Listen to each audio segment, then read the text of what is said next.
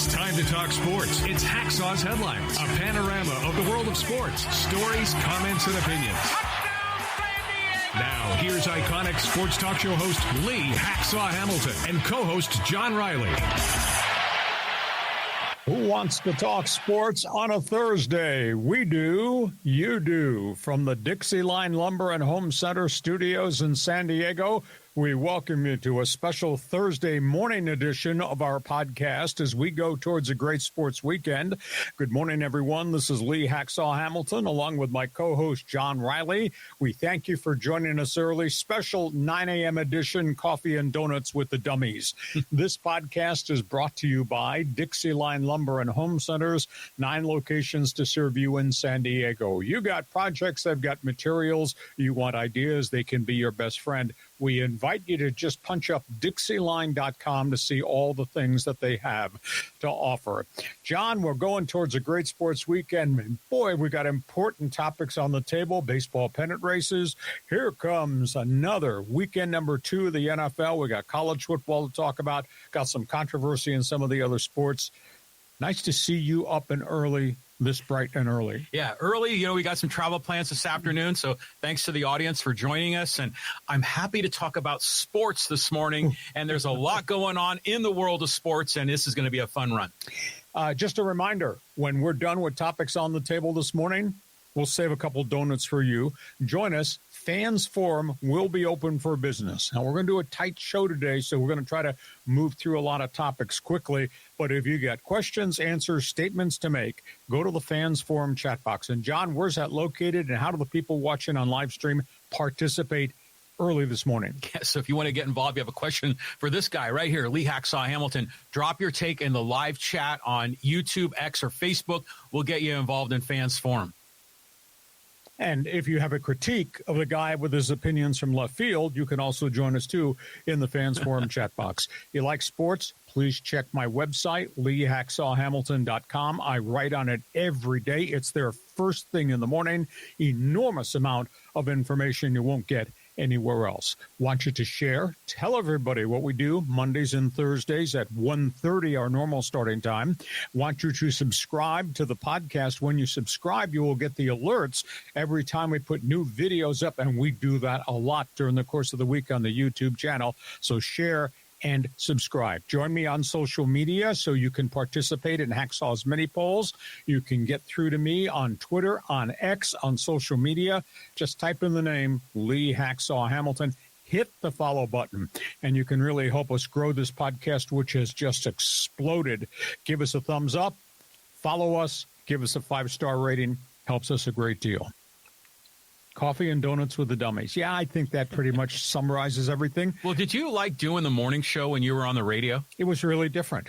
Yeah, I'd done afternoon drive and early evening drive my entire career, and then 1090 asked me to go to mornings, so I did it by myself, and they wanted to pair me with a second host, and did it for about a year and a half. I enjoyed it. I'm an early morning guy. I like to see the sunrise come up. But it curtailed my nighttime activities, yes, for certain. And I get to the end of the weekend, I'm wiped out because I was getting up at 4 a.m. because I had to be there by 5, and we hit the airways at 6. But it's all about prep, and it's all about information. I was excited doing mornings because I knew I was going to present the radio audience with a wide variety of things they had not heard of overnight, were not paying attention to. It's kind of like this podcast. Yeah. It's all good in the neighborhood. I agree. Okay, we're going a lot of different directions. John, I'm not going to say it's the most important time of the baseball season, but damn, this is an important final 2 weeks of the baseball season, isn't it? It is, and there's a lot of really good teams that seem to be struggling in a weird way. Yeah, here's the headline. I mean, we know there are some really elite baseball teams out there. We think there's a bunch of teams that have really got problems. Let's start, first of all, with the Padres. The Padres are sitting there at 5-11 over their last 16. The Padres' grasp on hoping to finish in first place is really taking a hit in the last week.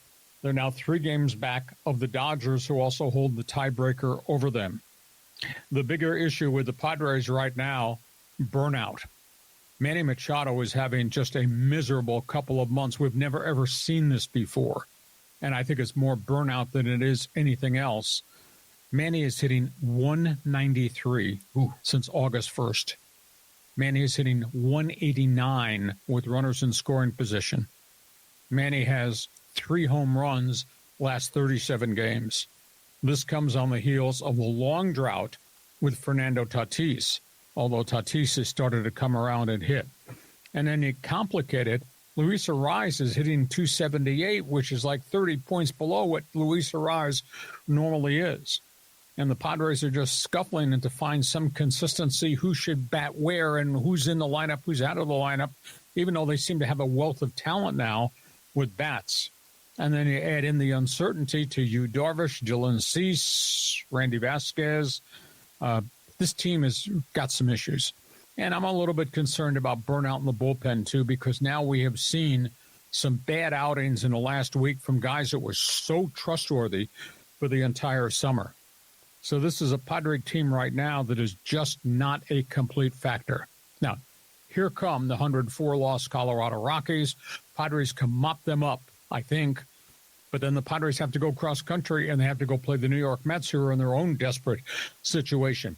So the Padres have got an issue. The Dodgers don't have an issue right now. Dodgers are playing good baseball. The Dodgers are beating up on the bad teams. And the Dodgers now are starting to hit again. Here's an intriguing angle, though, to the Dodgers story. And we're going to run through the rest of the teams on the board, but you and I will talk about the Padres and Dodgers first. One conversation held within the confines of Dodger Stadium midweek. Ohtani, closer. Would they do this? They have now confirmed they had one conversation, the hierarchy of the Dodgers, letting him or making him become a one-inning closer once we get to postseason. To me, that's a bit of a reach. It's a bit of a reach because certain preparations going to be in a starting pitcher. If you're going to ask him to convert and be a closer, that means he throws in the bullpen, he uses bullets, and he comes in and throws hard for one inning, but then he's not going to pitch for a couple more days. You're disrupting all the regimentation that has made Ohtani spectacular. This is because the Dodger bullpen is in utter disrepair. They got 3 closers on that staff whose ERAs go from 4.21 to 4.78 that they can't trust. Tanner Scott, Michael Kopech, Kirby Yates. They've got some huge issues there, and that's the only glitch in Dodger baseball. One other conversation I've had is Roki Sasaki ready to come back from Oklahoma City, and might he be a one-inning guy? I asked that question because in his last start at Oklahoma City, his final rehab outing, he went 4 innings, gave up 1 hit, no runs, struck out a bunch of batters, and threw 6 100-mile-an-hour pitches. Yeah. They think they got his mechanical flaws solved, and he's healthy. So you got a Padre team that I'm fearful has burned out. You got a Dodger team that's coming back together, but is yet to solve the closer thing. So, John, talk about the Padre batting order and the Padre starting rotation, and then transfer that to Ohtani closer, question mark. Go ahead. Last night's game was atrocious. I mean, they play the Reds, and they only scored 1 run. I mean, in the bullpen, Adrian Morejon imploded. And like you say, Machado isn't hitting. You said Arraez is 30 points below. He's like 50 points below his regular average. And, granted that bullpen imploded last night, but the problem is the hitting. I mean, you got to score more than 1 run, and so it's just really frustrating. I see like bits and pieces of people saying, oh, yeah, there's still a lot of ball left to play. But I mean, how many games are left? Like 17, 16? Not a lot of ball left. No. So, we need to be concerned here. Now, Michael King came back, looked pretty good. I was encouraged there. Suarez is still, I'm not sure. It makes me wonder if Mason Miller should be the closer, I mean, but I don't know if Schilt would radically change the roles for those guys because of his loyalty to his guys. So I don't know. The Padres situation, it's like one day I'm confident and the next day I'm asking all kinds of questions. It's very just rocky road. They're in trouble. And it's evident to me they make the playoffs and people are hunting them down from behind. make the playoffs, they're going to play 3 on the road. How's that going to work out? Well, it worked out pretty well a few years ago against the Mets. That was isolated. Well, but still, I mean, they could pull it off. And it was interesting because, Don and Tony on the broadcast are saying how the road team has a better record in that opening series. Excuse me, the visiting team, the road team does better than the home team, which is counterintuitive, but it's a small sample size. Oh, so I think we both agree. Do you agree or disagree? Padres are in trouble right now. I don't care what sales pitch they're trying to sell you on TV or at Petco Park. They're not a complete team right now. Okay, go to the other street corner. What are you doing with Ohtani? How critical is the bullpen mess at Dodger Stadium? Well, yeah, they're supposed to be firemen, right, in the bullpen. So they need to put out the fire in the bullpen. But I'm just thinking, how do you logistically work it so Ohtani can go out to the bullpen and warm up when he's still in the batting order in the 7th and 8th inning? Are you going to have him scrambling, running across the outfield grass in between innings to hustle back to the dugout or to hustle to get out to the bullpen? It just seems like a logistical mess. Yeah, I just don't know how you do it. And just because of the history of Ohtani and elbow problems, you're not going to ask him to throw multiple times in the bullpen. And he can't throw on consecutive days on the mound in a regular game. This thing, to me, seems a little far-fetched. Well, imagine also if it's like a one-run game, you bring in Ohtani in the 9th inning, and then the other team scores a run, and you go to extras, and then you have to take Ohtani out of your batting order. So that could create some problems, right? No, he can stay as the DH. But I thought that's only if he was the starting pitcher, not if he's the reliever. No, I believe he can stay as a DH permanently. Oh, okay. So this is a reach, though, just because of the issues warming up, protecting him. Yeah. Does it impact his preparation? Very complicated. But they had a conversation, I was told, on Wednesday about Ohtani-closer, just because of the myriad of problems with everybody starting from Blake Trinan through the guys that are there to the guy that disappeared, Evan Phillips, who's gone for the year. Dodger pitching just right now. What about Bobby Miller? He's given up hits and walking guys. I thought he was looking good. He did early, and he stopped looking good. So he's still at Oklahoma City. Okay, Dodger fans, jump on board. Ohtani, closer, postseason, good idea or bad? Fans Forum chat box is open. Don't spill your coffee trying to get in and punch up. Want to hear what you got to say. Okay, other trouble spots in baseball. Mets are given so much ground, it's unbelievable. They might not make the playoffs, which is stunning because they were red hot. At one point, they had won 11 of 12, and now they've fallen apart again. Do you realize right now, this week, the Mets have 3 rookie pitchers in their starting rotation? Wow. The Mets have no starting pitching aside from the kids that they've force-fed. They brought up from AA and AAA. Mets, some games hit, some games don't hit. The Mets right now are an absolute mess despite their payroll.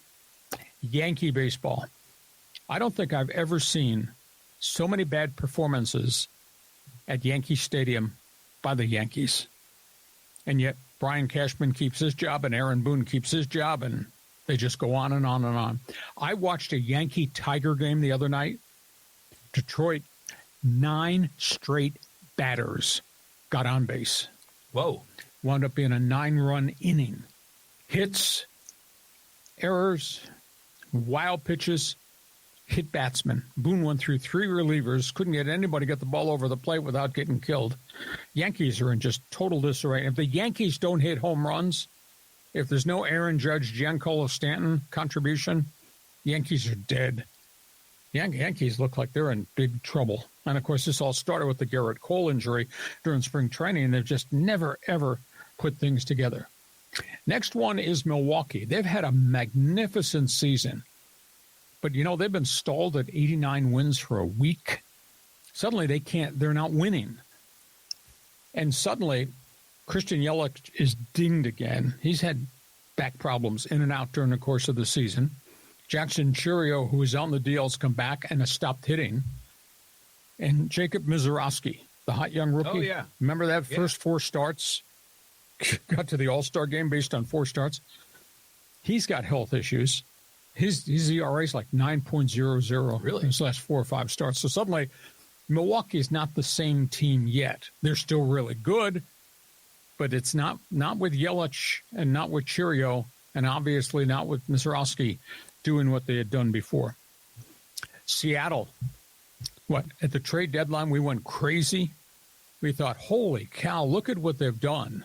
I mean, they got the big dumper and what Cal Raleigh has done, and they got Julio Rodriguez, and then they made the trade to get the first baseman Naylor, the third baseman Suarez, and we thought, murderer's row. They're not winning. Seattle is 6-15 over the last 3.5 Really? weeks. Yeah. That doesn't make any sense. No, I concur. And so they're skidding. Detroit, they've had spurts where they've been unbelievably dominant, and then they have spurts where they don't win. They've had 2 dry spells. And I went back and looked. We know who the Cy Young Award winner is in the American League. It's TYREEK Skubal. Oh, yeah. I dare you to find me another pitcher in that rotation right now that you would trust in postseason. It's not Jack Flaherty. He's like 7-13. It's not Reese Olson. He's gone for the year. Detroit all of a sudden has no pitching aside from Skubal. So all of a sudden Detroit, despite being where they are in the standing, Detroit's in trouble too. Cubs. It's hard to believe that they've played so well for so long, but they're really nicked up. Their starting pitching's got some problems. Imanaga has not the pitcher that he was the first half of the season. Matt Boyd, who had a great first half, has almost virtually disappeared. Now Kyle Tucker's hurt again. He's gone on the disabled list. They're not hitting. They're 26th in runs scored in Chicago right now. I mean, so they've really tapered off. And they've had themselves a good season, but what are they doing postseason? Houston, injury after injury after injury. I don't know how they're hanging in the race. Houston is 25th in runs scored. They're not doing well. And Toronto has really cooled off. The Blue Jays at one point were just raging hot. Suddenly, their bullpen has just kind of gone away from them.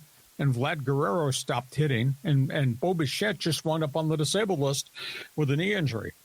So we got some pretty good teams that had chunks of time, John, that were pretty good. All of a sudden, they're not so good. And we only got 2 weeks left in the season. Go ahead. You want to talk about some of these teams? Well, while you were going through that, I was looking at my phone and looking at the list of all the other teams that are kind of in the hunt. And if you look at the wild card standings, the Reds are only 2 games behind a wild card spot. The Giants are 2 games over 500, only 2 behind for a wild card. The Diamondbacks 3.5 back, and the Cardinals 4.5 back.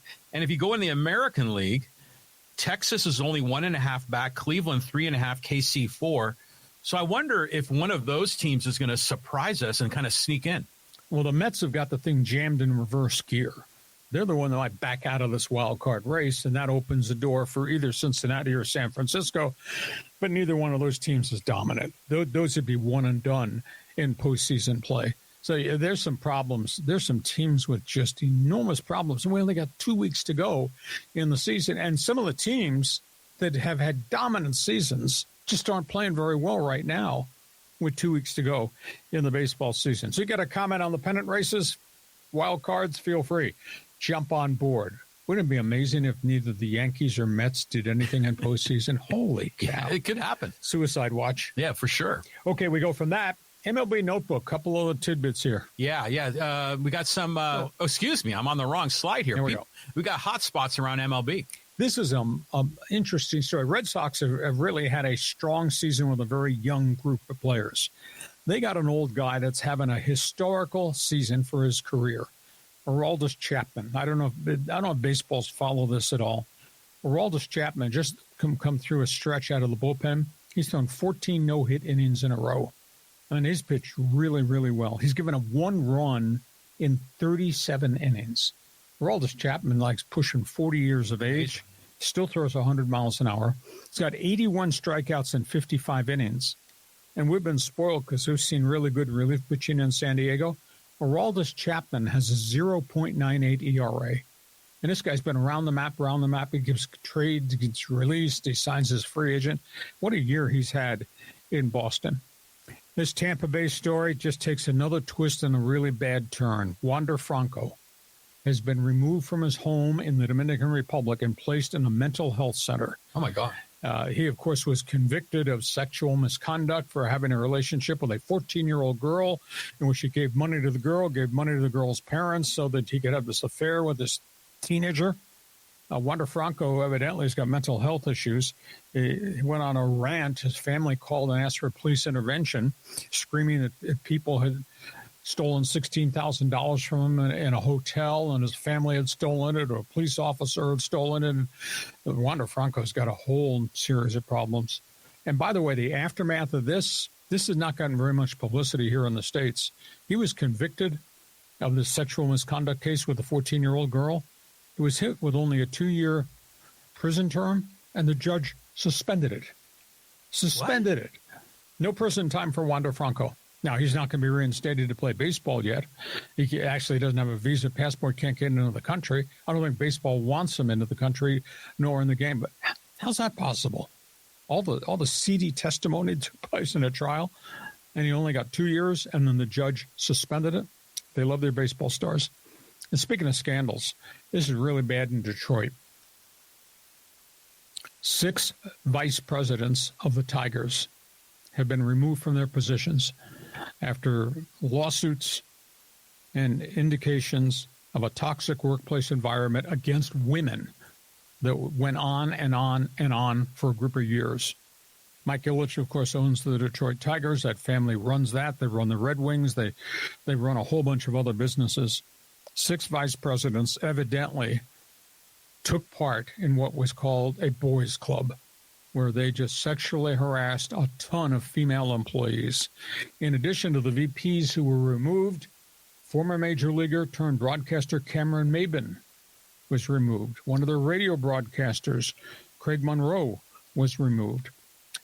Testimony about physical confrontations, a man having affairs with 2 different employees, which goes against human resource regulations that the Tigers had. One guy, an assistant general manager, sending lewd photos of himself to female employees who work for the Tigers. Age discrimination lawsuits. The conduct in Detroit has just been horrific. So that's the bad story with Detroit. So how about Chapman? How sick is this Wander Franco story? And how in the hell in the year 2025 could that be allowed to go on in Detroit? Yeah, 1 good story, 2 bad ones. And I remember when Aroldis Chapman was with the Reds, and it was his first year. He was playing at Petco, and I remember he was hitting like 105 or something, and the whole, all the crowd, which just couldn't believe what they were seeing, on the radar gun that was displayed. That was really special. And he's had an interesting track record. He gave up that home run, remember, to Altuve in the playoffs, and had kind of a funny smirk on his face. So I'm kind of glad he landed on his feet. This Wander Franco thing, I mean, what's the hell's going on in society with all this pedophilia? I mean, this is just sick. I mean, that's just really awful to hear that story. And yeah, for the Tigers, I mean, first of all, it sounds like Brett Favre, with the pictures sent to female employees. And I kind of liked Cameron Maybin. I mean, this just surprises me. I mean, he seemed like a good dude. So, I mean, well, good on the Tigers for clearing house, but it's just that there are people that are not picking up on the signals in society on how to be a respectful adult. Concur. And it's organizationally, how can the Tigers allow this boys' club of their vice presidents? We're talking senior members overseeing all these other employees to act that way towards women. Yeah, how's that possible? Well, they got to also lay down the hammer for their team below the org chart, to clean up the behavior. Human resources, please pick up the phone. Really unbelievable. So that's the latest in baseball. Some other late-breaking stories. We go from that. Big weekend, National Football League. Yeah, I mean, you gave me all these helmets to put on here. I had to split it into 2 slides. Okay, let's talk about big games this weekend. It starts with Monday Night Football. The Chargers made a statement in beating Kansas City. I think there's a changing of the guard in the AFC West. Kansas City is no longer Kansas City. Somebody else can now win that division. Chargers, Justin Herbert, enormous, impressive road win. They play the Raiders. I know there's great anticipation. All things Raiders, the arrival of Pete Carroll, his resume, etc. Interesting matchup. Carroll versus Harbaugh. That'll be fun to watch. Geno Smith threw for 362 in the Raiders' surprise win. But that being said, Raiders can't run the football, have a patchwork offensive line, and they're going to send that back seven on defense with a bunch of guys wearing name tags because nobody knows anybody. You're going to send that defense on the field against Justin Herbert. Raider fans like to walk around silver and black trophies and all that. Yeah, that's 50 years ago. I think Justin Herbert's going to blow their doors off on Monday night. So that's Monday Night Football. Could you imagine waking up Monday morning and Kansas City being 0-2? Distinct possibility. Chiefs play the Eagles. And, of course, the Eagles, that's a complete football team. And Kansas City is a fragment of what they used to be. They got Mahomes. I just don't think they have enough around Mahomes. Kansas City, this is the beginning of I'd call it a death march. I mean, shortcomings on the roster, no Rashee Rice. Now they've lost their young wide receiver, Xavier Worthy. Can't run the ball. Still have problems at right tackle. And they are playing the Chargers, the Eagles, the Ravens, and the Lions over the first 6 weeks of the season. Wow. Era over. So that's Kansas City, Philadelphia. Interesting matchup. That's Baker Mayfield and Tampa Bay going to face Houston and that angry defense. And I'll tell you, they got Will Anderson and the job that DeMeco Ryans has done cranking that defense up. This is going to be a big challenge for Baker Mayfield. Now, he's hot. There's no doubt about it. He's coming off a good year and a half, 2 years with Tampa Bay, and he started like a house of fire, throwing 3 touchdowns last week. So that's going to be interesting. Fourth game here that we're previewing, the battle of the kid quarterbacks. That's Michael Penix. He threw for 298 last week for Atlanta in their opening loss. J.J. McCarthy. Now, he had 3 mediocre quarters and then came alive in the fourth quarter of the Vikings Monday night win. So we'll find out because he sure played with a lot of confidence in that final quarter. So you got the 2 kid quarterbacks going against each other. That's the first group of games we're talking about. You want to talk about the Bolts? Change into the guard with Kansas City, Baker and the boys, or the kid quarterbacks? I'm still not ready to throw in the towel on the Chiefs. I mean, I don't think they're going to beat the Eagles here. I mean, but they're going to be around. I mean, they still have a lot of talent on that team. But isn't it interesting now the Chargers get 2 national broadcasts in the first 2 weeks? I just remember growing up as a kid that, the 49ers were rarely ever on Monday Night Football in the late 70s. And so it was such a special opportunity to have that national broadcast. And now the Chargers get 2 of them in the first 2 weeks.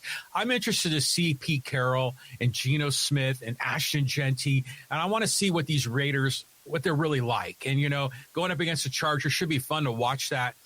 Bucks and Texans, not really paying attention to that. But the young quarterbacks in that Falcons-Vikings game is going to be a lot of fun. I concur. Okay, that's the first set of games. You got an opinion on anything I said? Anything he didn't want to talk about? Feel free. Fans Forum chat box is open. Let's go to the second wave of games. Yeah, look at that. The Commanders and Packers. Yeah, now this is Thursday Night Football. Washington, Jaden Daniels taking that sucker to Green Bay and the face Lambeau, Jordan Love, Micah Parsons, and a fierce pass rush. And to complicate it, the report as of this hour is that Jaden Daniels has a wrist injury and is going to try to play through it. Washington could get beaten. And, of course, Green Bay is coming off that impressive choke job last week and what they did. So Green Bay looks like they're really dangerous. Choke job. Didn't Green Bay win? Yeah. Choke. Defense. Oh. Excuse me. I don't speak the language. It's too early in the morning. Okay. So that's one game, Green Bay, Washington. Da Bears. They still haven't answered questions about Caleb Williams as they go to play Detroit. You think Detroit's pissed off? Oh, yeah. I would not want to play Detroit this weekend because they did not play very well and they got beat. So the Lions play the Bears, and Caleb Williams is just running for his life, and he's having trouble going through his progressions. Way too much scrambling. He's going to get killed doing this. Chicago is trying to find the right fit playbook. Quarterback, teach the quarterback to stay in the pocket, let him learn how to run through his progressions rather than running out of trouble the first sign that there's traffic around him. So this is work in progress there.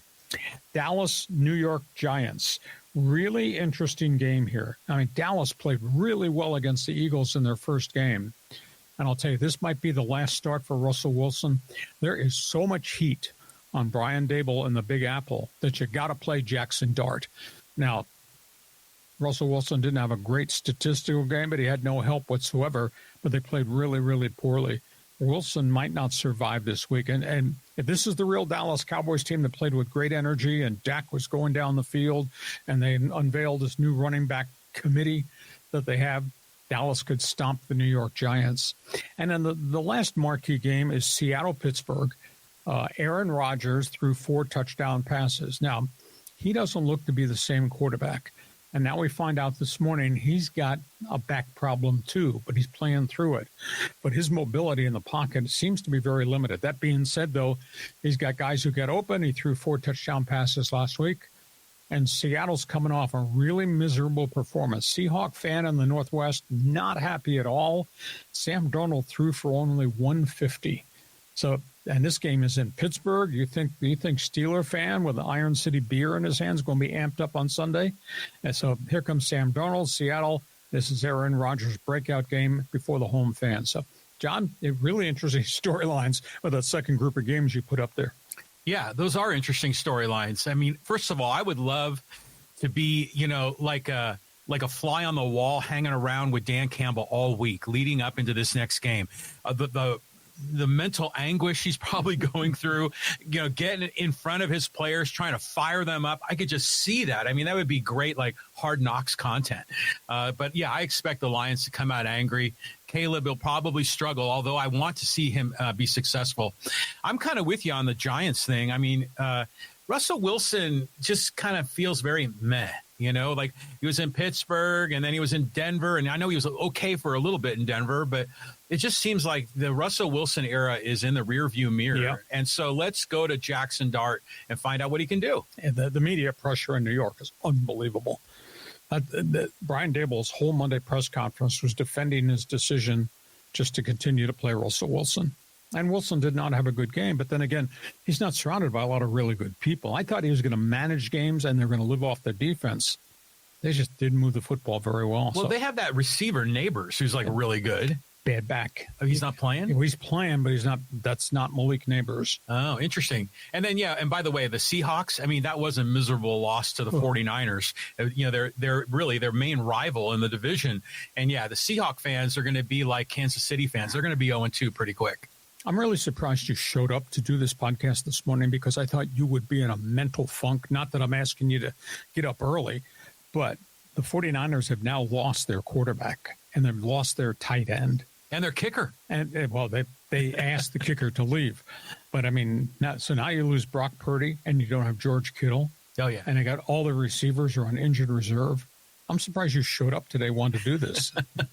It's funny you say, like, they asked Moody to leave. It just reminds me of the opening of The Odd Couple where Oscar Madison was asked to leave. He missed 16 field goals in 2.5 years. Oh, I know. And he's got a big, powerful leg, and he can be amazing sometimes, but then just so awful other times. He kicks it and just never knows where it's going. And he'll be doing his podcast next week because he's not going to get signed. So that's the latest all things NFL. You got an opinion? Fans Forum chat box is open. Anybody else out there having coffee and donuts with the dummies? Join us in the Fans Forum chat box. Last group of topics on the table before we get to halftime, NFL Notebook. If you didn't like what I talked about in baseball, you're not going to like what we're going to talk about in football. Yeah, look at these 4 guys right here, starting with Tyreek Hill. He's in big trouble. He's in big trouble in Miami. He's in big trouble with the National Football League. He has a history of problems with women that he's involved with, baby mamas.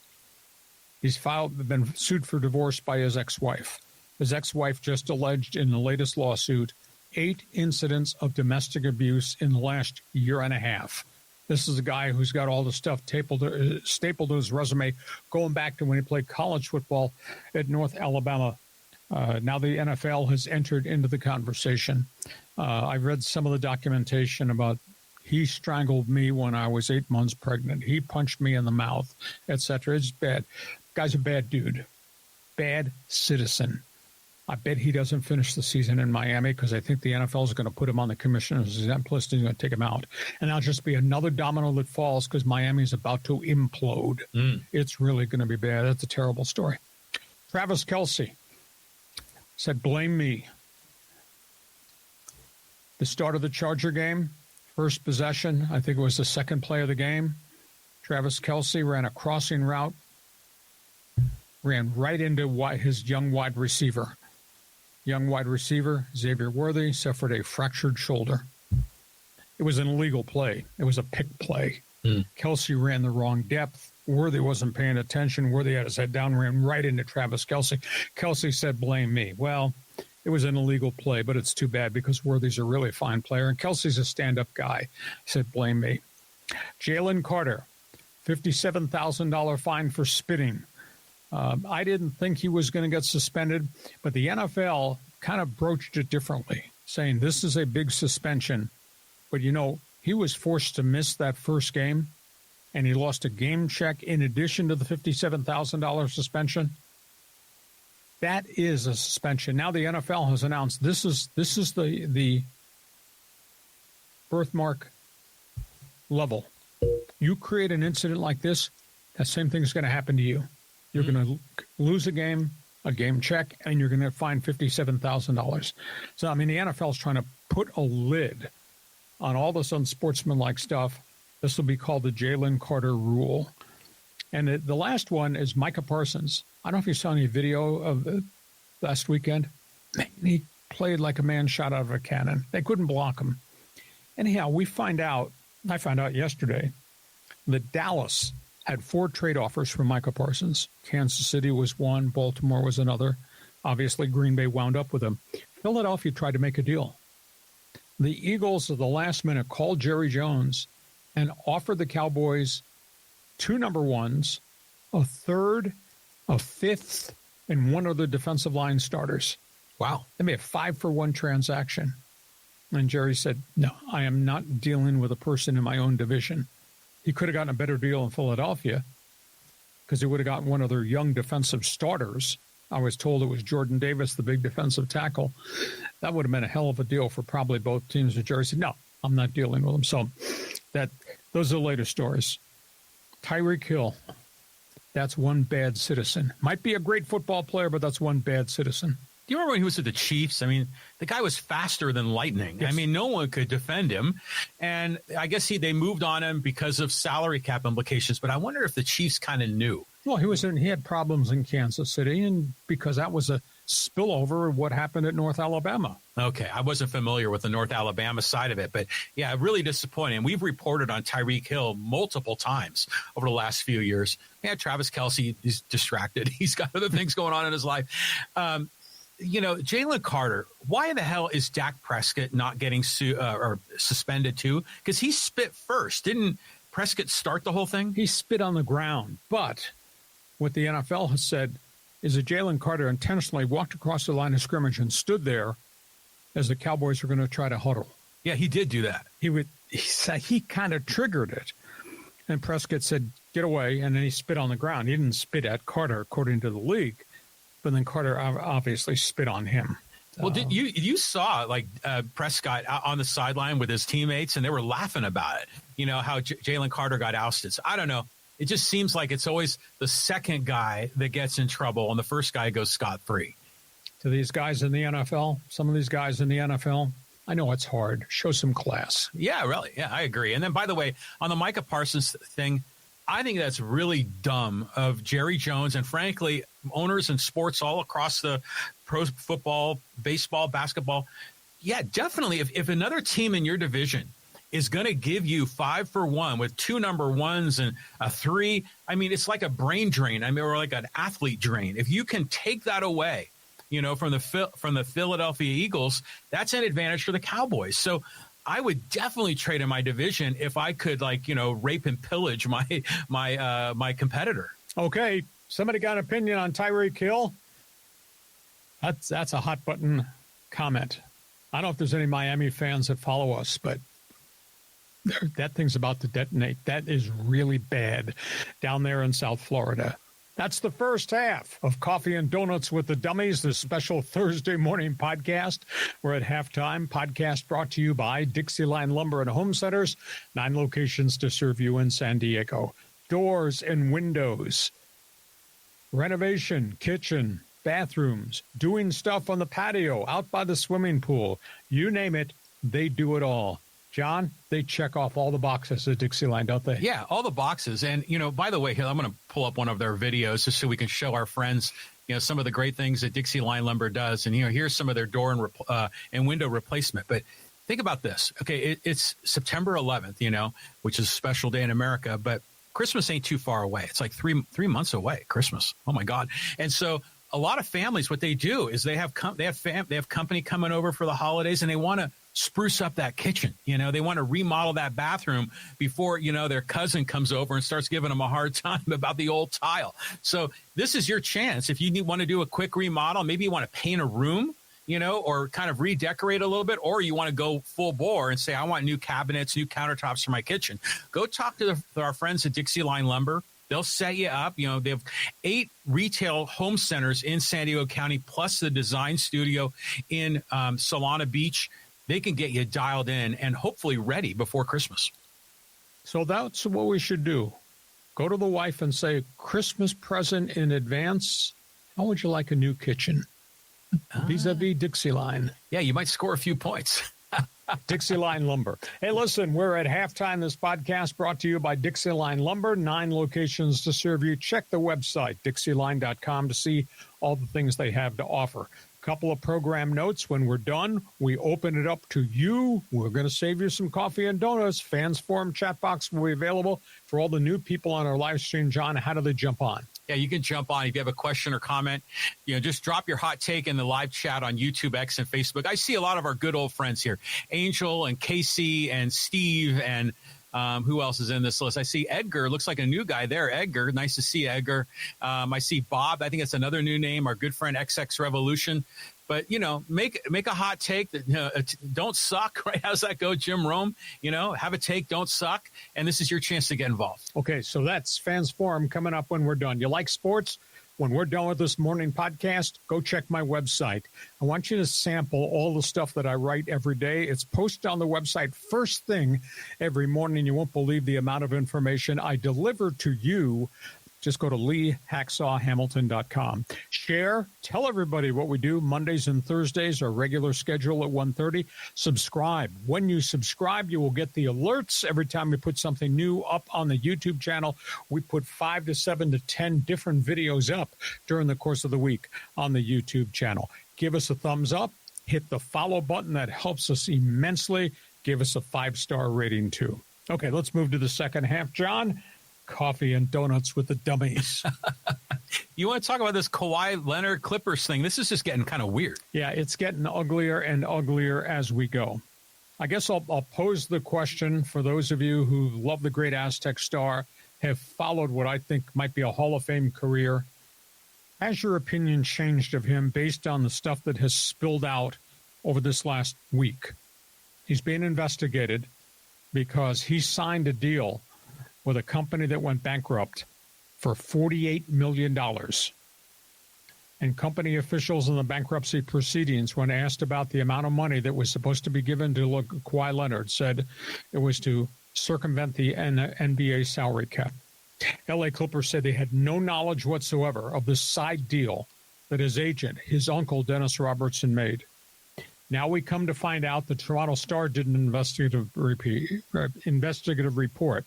The Kawhi Leonard's uncle, his agent, asked for similar stuff from the Toronto Raptors, including 3 guaranteed endorsement deals on the side that would be side contracts separate from the money he was getting from the Raptors, in addition to ownership, stock ownership in the Raptors or the Toronto Maple Leafs. Raptors went to the NBA. NBA said, you can't do that. That's a salary cap violation. That was the end of the relationship with Kawhi Leonard. So they go to the LA Clippers.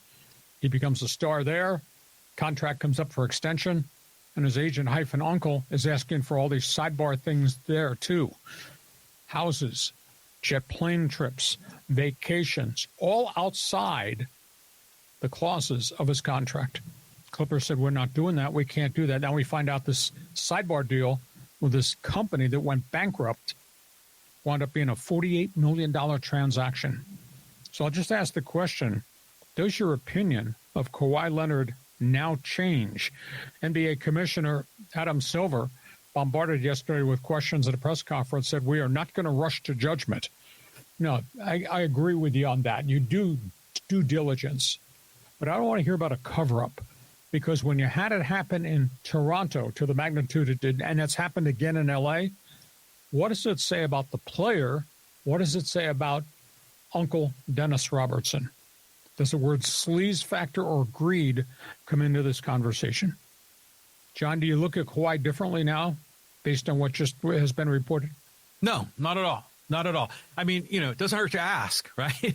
and in my opinion, Kawhi Leonard is a legend for San Diego State Aztec basketball, potential Hall of Famer in the NBA.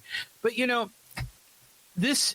granted, it is a violation, but I think the violation is more on the ownership for coordinating something outside of the salary cap than the player just asking for ways to, find ways to get more endorsement deals. I'm not so upset with Kawhi. And besides, in the whole scheme of things, this is very minor relative to the infractions that other professional athletes have made in sports. We were just talking about Tyreek Hill in the NFL. This is small potatoes compared to that. So I don't know. It's obviously going to be difficult. I don't know. Steve Ballmer, I don't know, is he in trouble as an owner with the NFL? Take away the franchise, take away draft picks. But Kawhi is still my guy. Okay. Everybody's entitled to their opinion, except I'm connecting the dots. And he had to sign off on all this, and he knew. He had to know. Of course he knew. And yet you're willing to forgive him. I don't. And you say it's greed, but the dude is a superstar. He's looking to make his salary, and all of these players, they make way more in endorsements than they do from their salary. And if there's a way that Ballmer could kind of help him cook up a deal, Ballmer said he was never ever involved in this. Well, but he had ownership in that tree company or something like that. He made an investment in the tree company, and the company went bankrupt. He said he got fleeced by ownership. Yeah, well, I don't know. I know there's so many details I don't really know of, but I don't have a problem with players trying to produce endorsement deals. Like Ohtani is getting a ton of money from New Balance, and so is Kawhi. That's not a bad thing. That's just another deal. But it's not a circumvention of salary cap in baseball. In the NBA, it is. NBA has dealt harshly with teams that have done this. If the Clippers lose 5 first-round draft picks and get fined $500,000. Well, if you take Ballmer at his word that he knew nothing about this, then was it coordinated? Yes, it was coordinated by Kawhi's uncle, agent, and this company. Yeah, but who in the Clippers was involved in the coordination of this? Nobody. I think. Then what's the problem? Because the problem is you can't do side endorsements as part of a contract to circumvent. Well, when Kawhi gets his contract for endorsement deals with New Balance, is that going around the salary cap? No. It's an independent endorsement. So how is this different? Okay, good argument. We'll find out. That's what the NBA is doing their investigation. So actually, Adam Silver was looking at me and saying, "No rush to judgment." Hey, okay. We're not done with controversy in basketball. We go from that to this. Yeah, this is kind of weird, this sports betting, and especially here in the West Coast. This is really bad. The NBA has now begun an investigation into gambling with ex-Detroit Piston guard Malik Beasley. He was kind of the focal point of an FBI probe of his relationships with gamblers as it relates to mass betting in certain games that he played in. NBA cleared him, said there was no wrongdoing. The FBI cleared him. NBA has now just announced they're starting their own private investigation into Malik Beasley's accounts with casinos and FanDuel and all these other companies that are taking on volumes and volumes of bets. They're looking at Beasley's relationship with those people. I'm not going to say Beasley's toxic, but Beasley does not have an NBA contract, and camps are about to open. And that was a guy who was averaging 21 points per game for the Detroit Pistons. So at this point, NBA is looking at him. That's one gambling story. The other gambling story is really bad. The NCAA has expelled 3 basketball players from the Mountain West Conference for betting on games, raking in $18,000 in profits, betting on games that they played in at Fresno State and at San Jose State. In essence, it's got to do with point shaving. It's got to do with poor play and a massive bets made at certain times on certain players in certain games who played really badly in those games and came off the floor. These 3 guys, 2 at Fresno State, 1 at San Jose State, have been expelled by the NCAA. I think gambling's everywhere. And the question is, if you're going to risk it, you're probably going to lose your career by virtue of doing it. We've seen it already in the NBA. We've seen it in the past with the NFL suspending guys for 9 games to a full calendar year. I bet it's everywhere. You bet? Bad choice of word.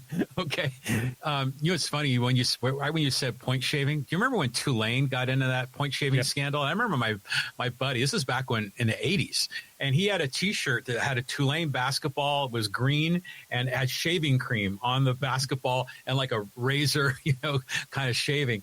Now, I've said this before. I think gambling in sports net is a great thing. I mean, it gets more people involved in the game, more fandom. I think it's all good. They just have to police it. And this is a case where they're policing it. They got the relationships with the casinos and they can see the irregular betting activity and they can go after them and shut them down. But, this sort of thing has been going on in sports forever. I mean, remember University of San Francisco had a problem. I mean, there's a number of other cases that we could cite, but as long as this is policed, overall, I think this is okay. It's just some of the carnage that, you get some dummies in here that aren't, managing their life properly. It's out there. I think it's probably everywhere. Okay, that's the latest from gambling, NBA gambling, NCAA. We're not done with all this bad news. I'm sorry that it is the way it is, but we have to talk about, have to report, and this story is not going away. Yeah, the conferences and the skirmishes and the wars. A lot of fans on our YouTube channel love this kind of content. It's very interesting. Antitrust situation. Pac-12, Mountain West. Lawyers from both sides met with a federal judge yesterday. The Pac-12 is of the opinion the Mountain West Conference is involved in an antitrust violation. This all goes back to the exit fees when the Aztecs, Boise State, the 5 schools decided to go to the Pac-12. They had to pay an exit fee of $18 million per school. Those schools agreed to that. But then the Mountain West tacked on what they called a poaching fee, an additional $10 million poaching fee per school from the Pac-12 if they took these schools. And the Pac-12 says that's an antitrust violation. On top of that now, they're also having a great debate and a lot of issues about the fact the Mountain West is withholding the NCAA units. That's NCAA tournament money and bowl money the schools get. They're keeping that from San Diego State and the other schools that are going to the Pac-12. 5 years worth of NCAA units San Diego State will not get access to take with them. They earned it. They earned it, and they say that's an antitrust violation too. So they tried to go to mediation, could not find any common ground. This thing is going to trial. So we'll keep an eye on that story. A couple of other notes. Big Ten Conference. Boy, a lot of reaction to NCAA transfer portal. Ryan Day at his press conference this week just lost his mind. The Ohio State coach, he just went public and said, I'm dead set against this 10-day transfer portal window in January. He says it's not fair to the great programs that are getting ready to play in the playoffs. He said last year I had 9 kids who opted into the transfer portal the week we were preparing to go to the championship game. So Ryan Day is of the opinion that this is being handled wrong again. Speaking of the Big Ten, Danny O'Neal, Aztec former quarterback, went to Wisconsin, had to play because of injury. He's going to start again this weekend. Now, Danny O'Neal in 2 games at Wisconsin, because they lost their starting quarterback, Billy Edwards, with a severe leg injury. Danny O'Neal's 35 for 46, 403 yards, nice. 3 touchdowns. You know where he's going to try to throw touchdown passes this week? Tuscaloosa. No, good luck. Wisconsin plays at Alabama. So we'll keep an eye and kind of chart that. One other note. This hasn't got much recognition. This spins back to the Mountain West Conference, spins back to the Pac-12. Guess who's holding inner circle dialogue about leaving their conference and wants to be a basketball member of the Pac-12, St. Mary's. Interesting. St. Mary's Gales have gone to the Pac-12 and talked about, can we have a type of deal that Gonzaga had? They would want to leave the WCC, become another member of the Pac-12, basketball only like Gonzaga. The only difference to me is, as good as Randy Bennett has been and the job he's done there, this doesn't carry any clout in terms of network TV, et cetera. What's the great value to add St. Mary's? St. Mary's would, I would tend to think, if they stayed in the West Coast Conference, would be the elite basketball program once Gonzaga separates itself. Why would St. Mary's go to the Pac-12? Why would the Pac-12 want St. Mary's? Well, there's no other team in the Bay Area in the Pac-12 any longer, right? Right. So that's got to be part of the reason. But I was looking forward to seeing Randy Bennett go up against his old foe, UCSD, and that's not going to work out, you know? So that's where we are there. That's all things.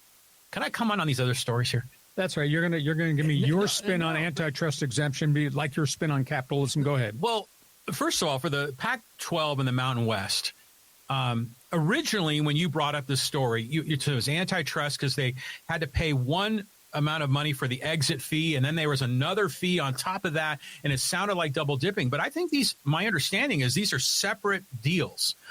The first one was the exit fee, you know, when the Mountain West teams are going to the Pac-12. But the second one was the scheduling agreement to have Mountain West teams play Oregon State, Washington State during this, 2-3 years. Yes. Yeah. So I think these are separate deals. I think they're separate contracts. So I think they should stand on their own. Don't you think? But Washington State, Oregon State paid $1 million apiece for the scheduling addendum that the Mountain West helped them out with. And then the Mountain West said, a byproduct of this is you can't take any more schools. It's $10 million per school on top of the exit fee. And the Pac-12 says, no, you can't impose that after the fact. Yeah, well, everything's negotiable in the world of business. And by the way, I don't believe anything Ryan Day says about the transfer portal, because the transfer portal is only a net win for him. He gets the players. He doesn't give up players, or at least not the ones he doesn't give up great talent. He gives up the guys he doesn't really have a spot for on the team. So I don't know. They need to revise the rule. I like the idea of having a single window of time, but it does make sense that it should be after the championship game. Right. Just kind of like Major League Baseball free agency. I agree with you. Okay. A couple other quick topics. Hockey hotline's open for business. Yeah. Crosby, has he been dealt? He has not been dealt, but that's a big rumor in the NHL. Came up in the last 24 hours. The Penguins are in a massive rebuild. I mean, the franchise is obviously not what it used to be. Sidney Crosby is headed to the twilight of his career at age 37. And there's a report that Pittsburgh approached Montreal about the potential of a deal for Sir Sidney. Sidney Crosby's got 625 career goals. He's just one of the icons and one of the legends. He was the heir apparent, obviously, to Mario Lemieux. Has had just a phenomenal career, but they're not winning in Pittsburgh. And Montreal is a very, very young team. They think Sidney Crosby, who's first from Nova Scotia, right across the border from Quebec, that he would be the bow on top of the prize as they try to bring the Canadians back. So this bears watching. Price tag might be a number one pick, but he is 37 years of age, but he can still play. I think he scored 37 goals last season at age 37, which is a remarkable feat. So keep an eye on that potential for a Sidney Crosby trade. And again, NHL camps are just about to open, so he might get traded before this thing begins. Nova Scotia. That's right. Is this similar to when Gretzky came to the Kings, or he was probably a little bit younger? Oh, much younger. Gretzky was strictly a financial thing that Edmonton ownership could not afford to keep him. And it wound up being a mega deal that gave the Oilers a great ton of players and gave the Kings a recognition factor in which they used to propel win Stanley Cups. It's interesting. I mean, it's kind of like, when Willie Mays went back to the Mets. You get these old guys that finish their careers somewhere else, but they get to, be heroes in another city. Yeah. And Crosby's special, and he's from that area, which is that'd really be special. We'll see if this transaction takes place. Last topic on the table, we're corner kicking you a few other items in soccer. Yeah, we got Team USA and Man City. Team USA bounce back, second friendly this week, pulverized Japan, and Japan had all their starters. They beat them 2-0. USA had 19 shots on goal. And Fobalagan played, scored a tremendously impressive goal. Team USA just overwhelmed the Japanese side.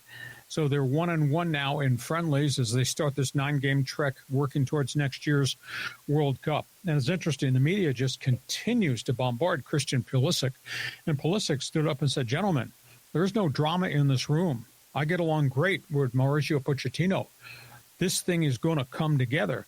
And Pochettino's comment in the post-game press conference after the win over Japan was that this works. This combination of the veterans that we gave the summer off, the arrival of all the young kids that I force-fed in the Gold Cup, this works. I think his correct phrase was the process will win. And they did win. I mean, they were very impressive against a pretty good Japanese side. And we're going to wrap up this segment. It's a sleaze factor 0.20. There's a lot of it in this episode. There's a lot of it today. Manchester City, legendary team, under investigation. The tribunal has been completed at Manchester City. 115 violations of the Revenue Share Act, which has to do with money that comes into an organization, how it's distributed to the players. This goes back a number of years, maybe a decade or so. The Manchester City was funneling endorsement money under the table through shell companies to its superstar players in violation of the Revenue Act. They called it a tribunal. That's the hearing, the trial, if you will. It has been completed. There's been no judge's decision yet as to what sanctions should be handed out, but the sanctions could involve stripping of points from Manchester, all the way down to relegation. I'd have a hard time believing that the English Premier League would relegate Manchester City out of its league to a lower classification. But the tribunal, the trial, has been completed, the 115 violations. So that story bears watching, too. Can I take a time out and go wash my hands? What a day. I know. I mean, you're bringing up the tribunal. I'm thinking of the Nuremberg trials. Yeah. It's brutal. It's funny with Team USA because we get excited, got all these young guys, got the veterans that could come together for World Cup in North America, and then they go on that losing skid, and then they come alive in the Gold Cup. Then they lose to South Korea, and we're down on them, and then they beat Japan, and now we're like everything's okay, and we're up and down all the time with this team. I mean, so I'm just curious to see what the final roster is going to be for this when they enter World Cup, because there were a number of good young players, like Luna, and even like the Berhalter kid was doing pretty well. And Malik Tillman. And plus they're going to get all their injured guys back. Now, these guys are going back to their clubs. They got to stay healthy, playing in Italy, or stay healthy now with the English Premier League schedule kicking into high gear. Can't have any more injuries as we go to 2026. But if they're all healthy, I think this would be a pretty good collective side. Oh, I agree. And by the way, I love relegation. I think that's like the coolest innovation in sports. I mean, imagine if they did that, in some of the sports here in America. I mean, it would add a whole new dynamic to, how we follow the games. That's not going to happen. No, I don't think so. But I love it. They're unbelievable. You are so off center this morning. Okay. Those are topics on the table. This podcast brought to you by Dixieline Lumber and Home Centers, 9 locations to serve you in Southern California. We thank you for being part of Coffee and Donuts with the Dummies, a special broadcast because we get travel conflicts this afternoon. John, let's bust through, go into Fans Forum, get as many on as we can. Okay, let's go to a new guy here, Bob, and he says, hey, it's not burnout, it's the Profar effect. Well, I said this right after the trade deadline, after the Padres got the 6-pack of relievers together. I thought Mike Schilt came out of character. I mean, he had a regimen, how the relievers were used. And it was dominant. And then he started messing around. All of a sudden, Jason Adam is pitching in the 6th inning. Suarez came in one game in the 7th inning. And I thought, well, why are we doing this? What, you love Mason Miller? Okay, let him be your closer Tuesday, Thursday, Saturday, and then just structure Suarez and the other guys and Morion on Friday, Monday, Sunday, whatever. And instead, it was a mishmash. And then the other factor, after the deadline, then came the discussion, okay, where are we going to put all these bats? Now we got too many bats. We didn't have enough bats before. And who's hot, who's not, who's playing, who should be at first base, who's a DH? Do we platoon? all of a sudden, nothing seemed to be coordinated nor right. It was like Schilt was looking for answers over the final month and a half of the season. And here we are with the Padres having lost 11 of their last 16 games, including a bunch of really bad teams. I mean, they don't, nothing seems to fit. And I'm concerned about the burnout factor. I mean, Machado just looks terrible. And Tatis had a really, really bad spell. They don't look like they're ready for postseason. And last I check on your calendar, postseason starts in 2 weeks. Yeah, you got to be concerned here. But, my instinct is when the Padres made the trade to get Laureano, which was a perfect need, a perfect fit for left field, my bet is the Orioles said, hey, you got to take O'Hearn too. And then so now you got this extra guy. Then it became 6 for 2. They traded the farm system. Well, yeah. Preller was kind of in a desperate spot because he had huge holes at catcher and left field, and the team was sputtering, and they had to do something. And then the other comment about, the pitchers. Yeah, in the beginning they said, okay, we got all these tools in the toolbox, all these high leverage guys, and there could be a high leverage moment in the 6th inning. That could happen.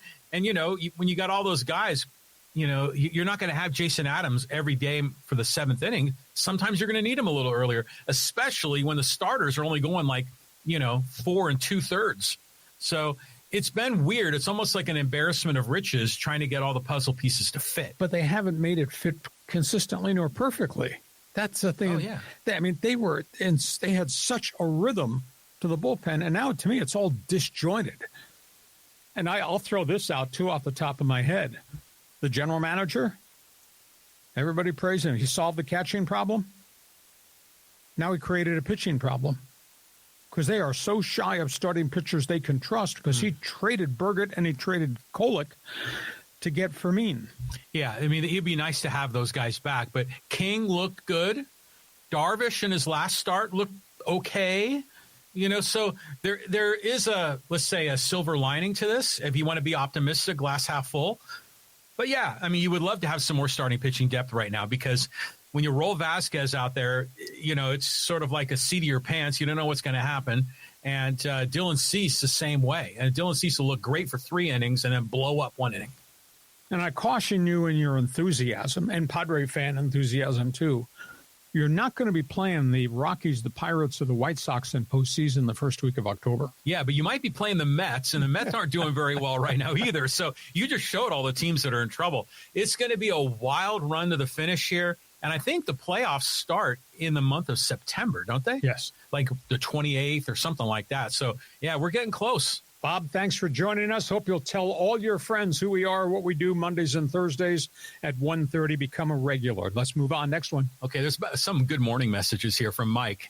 Good morning, gents. Happy to be with you all today.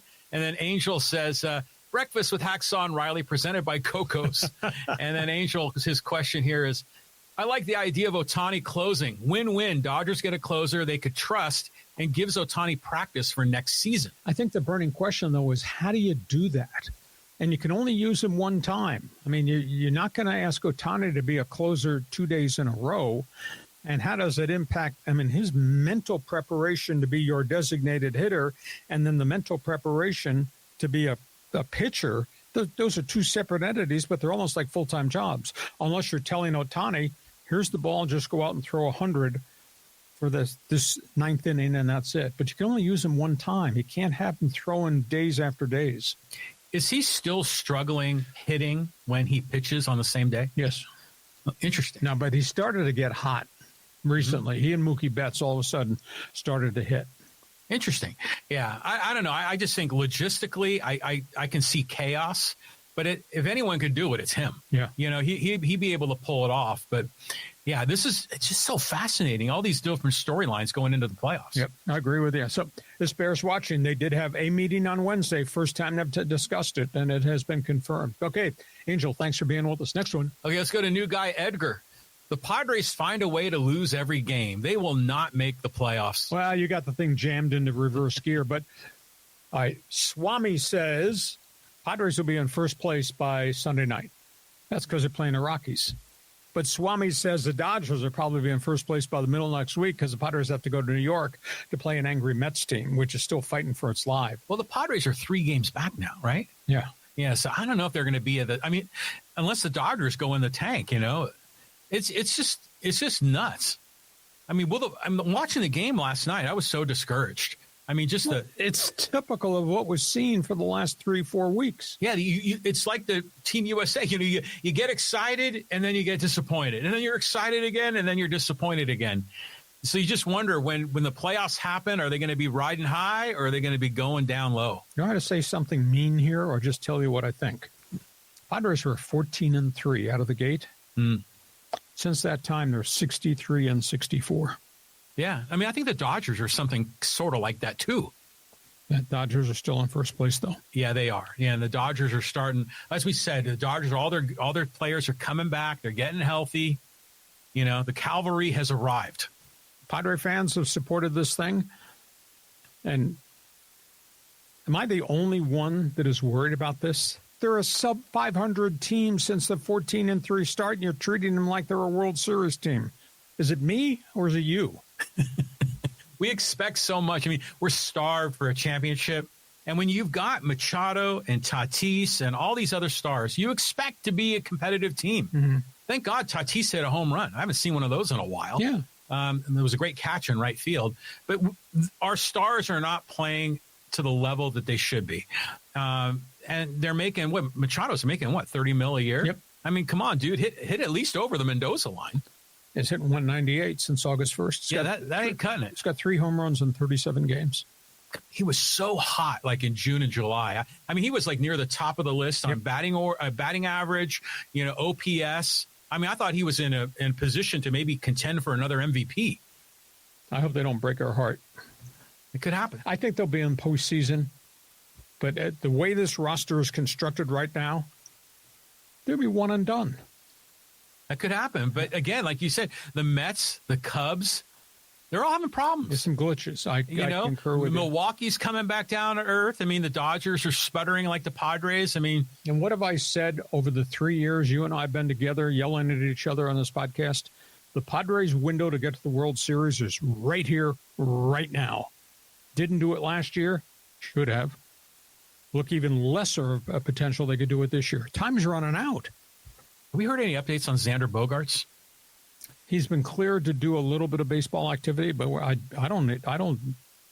He's got a fracture, and that's a slow healing thing. And then he's got to do baseball stuff and get back into that regimen. I heard he was going to be in a boot for a while, but he was hopeful to be healthy to be in the playoffs because it wasn't that bad. They did X-rays, but that can you get him ready in 2 weeks?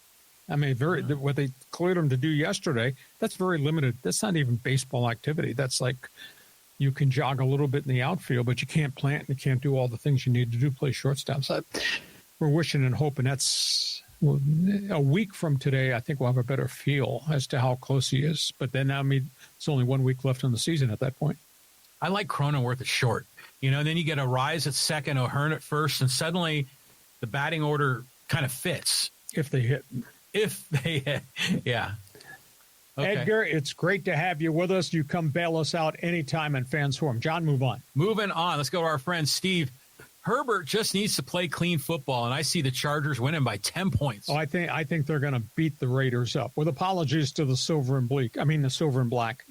They just don't have enough players on defense. I love their defensive front. That's going to be fun to watch Max Crosby try to get in Justin Herbert's face. But the back seven, to me, is weak, and they had injuries last week. They've already lost a starting linebacker. I just think the Chargers are going to go up and down the field. Now, can Geno Smith throw for 362 again? Yeah, I guess he can. That's going to be fascinating. But the Chargers have way too much firepower, I think, for the Raiders to try to make it a throwing contest along the way. Zach, good to hear from you, man. Yeah, Zach usually likes to talk hockey with us. So it's good to see Steve Zach Botsford. So good to see Steve there for us. Let's keep moving on, and let's go down the list here to our friend Casey. And he says, guys, you think the Miami Dolphins could be the first team probably that fires their coach, right? Tell you what, the rumor everywhere is that McDaniels is not going to survive the next couple of weeks. And Tua played really poorly.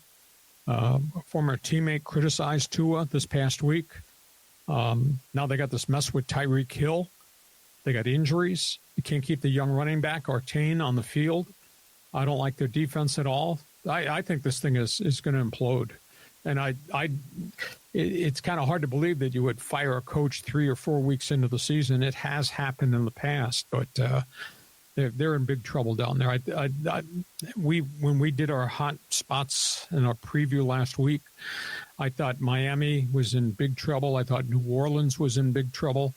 I don't know if Indy's coach is in big trouble, but those are some of the hot points around the league. How did Mike McDaniel become an NFL head coach? I mean, offensive coordinator. Hot guy at the right time, right situation. But he looks like an analytics nerd, not like an athlete. He probably is. Yeah. And he had Tua. But they designed the offense around Tua, but Tua got hurt. But then Tua came back. And when Tua came back, he played really well. But they don't have the same roster around him. TYREEK is not TYREEK. I was just going to say, don't worry about it. Tyreek Hill is there. He's going to save the day. TYREEK might be in jail. I want to get back to Mercury Morris, Larry Zonka, Jim Kick, Paul Warfield, Bob Greasy. Yeah, those were the days, man. Speak about living in the past like Raider fan. Jeez, that goes back. That goes a few third downs ago, too. That's the early 70s. That's the undefeated season. Those guys still get together and have that celebration when the last team loses a game. Yeah, and they still have the bottle of champagne that's never been opened. How many of those guys are still alive? I'd say probably half of them. Yeah. The Garoya Premium group. I think he's the one that throws the party. Perfect. He's the guy that, remember that botched field goal with Gary or Premium? Running around, throw with his left hand. His helmet was sideways. Yeah. Hey, thanks for joining us in Miami. Casey, you'll be with us anytime. Okay, let's go to our friend Lenny from Vegas. He goes, hey, Chargers are looking better than I thought. Padres look like they have no motivation. Can't wait for my Vegas Golden Knights to start the season. I love you guys. Well, spread the word. Tell everybody who we are Mondays and Thursdays. The Padres look burned out. And I just think that Mike Schultz haven't, I'm not going to say he's made mistakes, but he's looking for answers when he had a team that was doing very well. And now he can't get the momentum back. The fact that they played so poorly against so many bad teams recently when they were supposed to make their hay and make the drive to first place, it just absolutely stuns me. And now we're 2 weeks out, and you can't trust 2/3 of the starting rotation. I'd really be worried about that.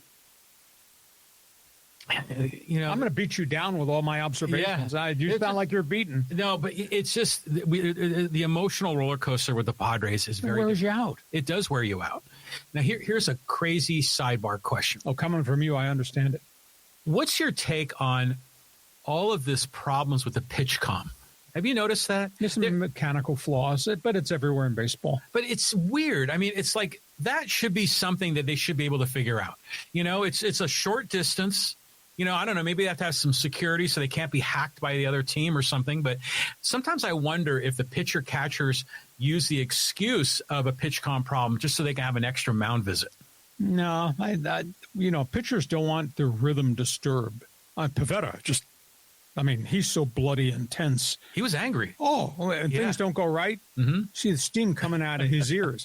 I thought all the years I covered the Padres and the Dodgers and baseball, the most intense guy I ever had to deal with was Kevin Brown. Mm-hmm. I mean, he had a stare that he would look at you and it'd go right through your shirt out the back door.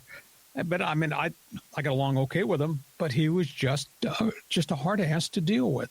Pavetta's the same thing. And pitchers just don't like their rhythm to be distorted. They are so laser focused in. And he had that problem with the pitch count. I thought he was going to take his cap and the machinery and throw it on the ground and stomp on it. But the alternative is, okay, it doesn't work. No freaking big deal. Tell the catcher, Diaz, give me the sign. 1 is a fastball, 2's a slider, 3's a curve. Right. Just give me the sign, let me pitch. Instead, we got to have the dugout, and the bat boy's got to bring the new pitch come out, got to make sure it works, and I don't want to be standing in the batter's box so the batter hears what I'm going to say. God.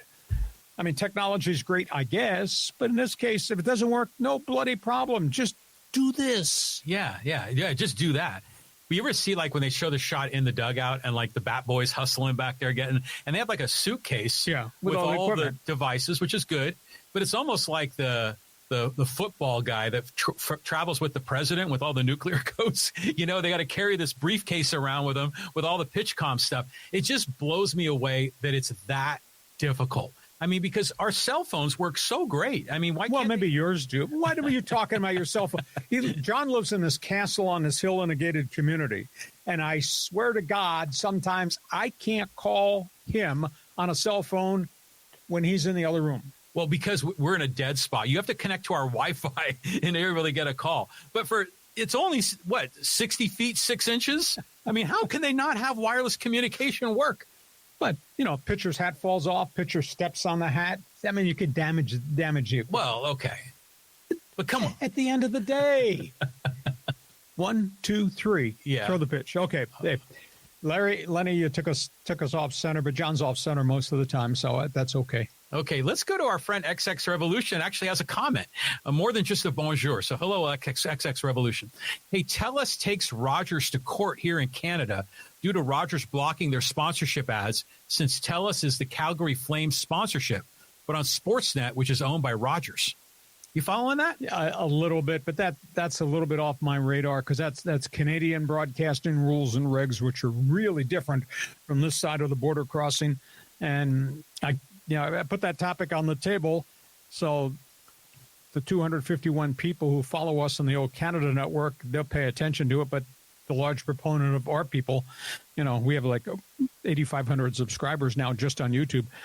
So we can't really cover all that because it's beyond the scope of what's important in terms of the bigger stories. But it is, I concur with you, it is a problem. Rogers is high powered.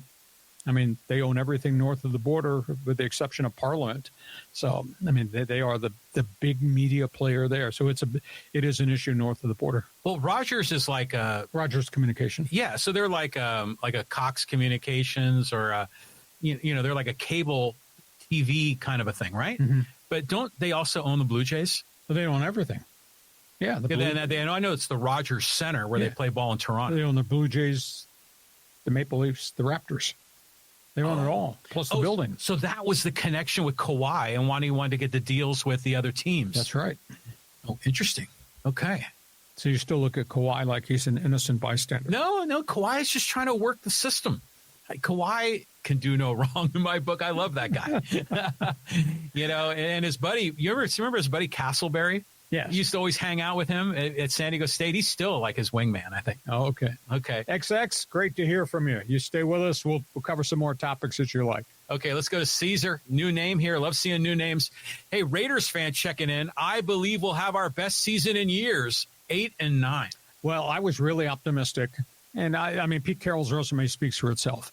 It takes time, though, to build the roster. And I was optimistic, but all of a sudden in free agency, they really got dinged. I mean, they lost their back seven. They lost a whole bunch of linebacking that I thought had played very well, the Robert Spillanes of the world. Then they started losing guys in the secondary. And, they're important guys off the street, and that they're in the starting lineup. And some of these guys don't come with great reputations. So it's just going to take some time, I think, for them to build a roster. And I was shocked that they ate the contract and they released, and how bitter the divorce was with the Christian Wilkins, because I really thought that big body defensive tackle with Kuntz and with Max Crosby and the other guys was going to be just a big difference maker up front. And then they all got hurt, and then Wilkins got released. So it's just they don't have enough players on the defensive side. I think offensively, they're going to be so much fun to watch. I mean, if it winds up being a 39-38 Monday night game with the Chargers, that'll be really big TV. I just don't know that the Raiders have enough firepower to stop all the things that Justin Herbert's got going down the field. I'm so happy the Raiders are like better, Well, there's one game into the season here. Yeah, but still, they got Pete Carroll, they got Geno Smith, Ashton Genty. There's a lot to be, it's interesting. It's a lot different vibe with the Raiders. Oh, yeah. So as a Raider fan growing up, I'm excited to see this. But it is kind of funny to see Raider Nation celebrating a season where you're still one game under 500, which is where it may end up. But at least it's progress. Well, the Raiders won in New England, so they're one game over right now. But if they finish 8-9, they'd be one game under. Okay. So I'm of the opinion that on Monday night, I'm rooting for the Raiders. Yeah, I want to see the Raiders have a showing, and the game's in Vegas, isn't it? Yes. All right, here we go. Monday Night Football. Can't wait. Yeah. Well, the sidebar question: do you own a white jumpsuit? Is that like Al Davis? Back of the closet? Yeah. Well, I loaned it out to Tom Brady. He was wearing it earlier this, during the preseason. Okay. Hey, Raider fans, stay with us. Hope you become a regular. Tell your friends what we're doing on this podcast. John, couple more here. Here's another good friend of ours, Callan. This is a story I haven't heard about. Good afternoon. Morning, gents. Did Luis Suarez get enough for his spitting antics against Seattle. He's talking MLS soccer. Oh, this is soccer. Okay. Suarez spit on a Inter Miami player, got a 6-game suspension. Oh, no. Suarez spit on a Seattle Sounder player, got a 6-game suspension without pay. That's pretty harsh. Yeah, I mean, you got to come down on that sort of thing. Yep. I mean, that's like the ultimate insult. I mean, it's to talk about sportsmanship. I mean, that's no class. Yeah, no class. And a lot of that junk happens a lot. Pro soccer, they've got, you talk about sportsmanship, lack of, I mean, it is everywhere.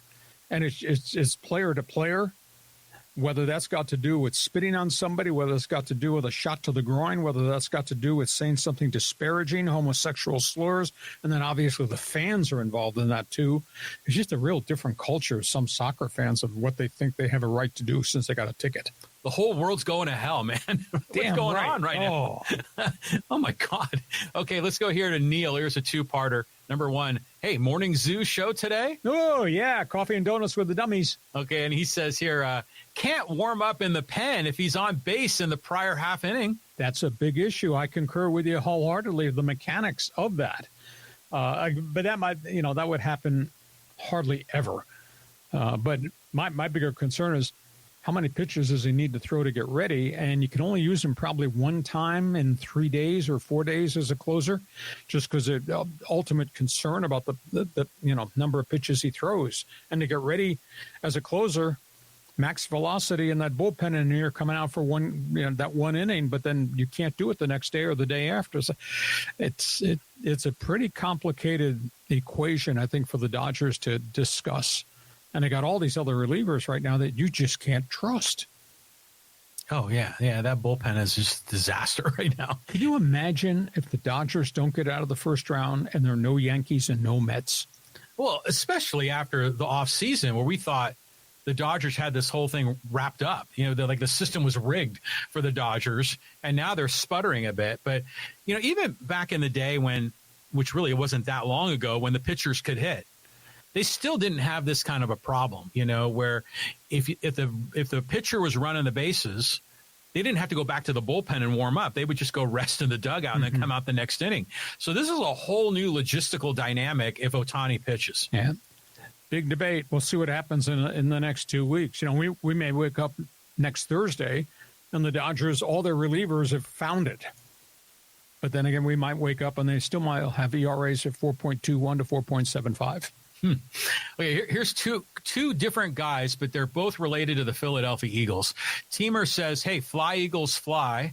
And then Ed Junk says, do you think the Rams are so focused on the Eagles next week, they may not be prepared for this week versus Houston? Well, the Rams are really complete. And the Rams right now, with Matthew Stafford standing and fairly healthy, they look really, really good. It's just going to be an enormous challenge week by week to make sure that Stafford does not physically fall apart. That becomes a big, big issue. And the Eagles got a bunch of guys dinged. And I thought they were a little bit wafer thin in the offensive line. They just made a deal to get this heavy-duty running back from Jacksonville. I mean, you never see trades the first week of the season, but the Eagles traded 2 draft picks to Jacksonville for one of their running backs, Tank Bigsby, who had almost 800 yards rushing last season, and he's heavy-duty. That's a great name. Yeah, so they got the Tank to go with Saquon Barkley. They look pretty good to me.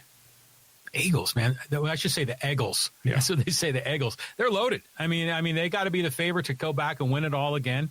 But, yeah, Tank Bigsby. I mean, that just sounds like a comic strip, superhero. You got that? Okay, let's go to our friends in social media because there's a lot going on over there. And let's start here in the AFC West. And this is from 619 Dano. He goes, look here, you senile old man. Wait a minute. Don't refer to John like that. That's really unfair. John created this podcast. Okay, so I've got number 1 Chargers, number 2 Chiefs, number 3 Broncos, number 4 Ray Turds. You need to get off that rock pipe, Lee. You still mad about getting fired as a Chargers radio broadcaster? Dono, I wish I had all your facts. That never happened, so I'm not even going to address your stupidity. I think there's a change in the guard. I think Kansas City's roster is different. It's no longer what the Chiefs were. Mahomes is still bleeping brilliant, but he doesn't have the people around him. I was stunned at how poorly they played and some of the things that Spagnuolo did not do defensively. So I just don't think Kansas City is a complete team any longer and not as dangerous. The quarterback is still amazing. But in terms of the Chargers, they have arrived, I think, offensively. The question is, we've got still 16 weeks of football to play.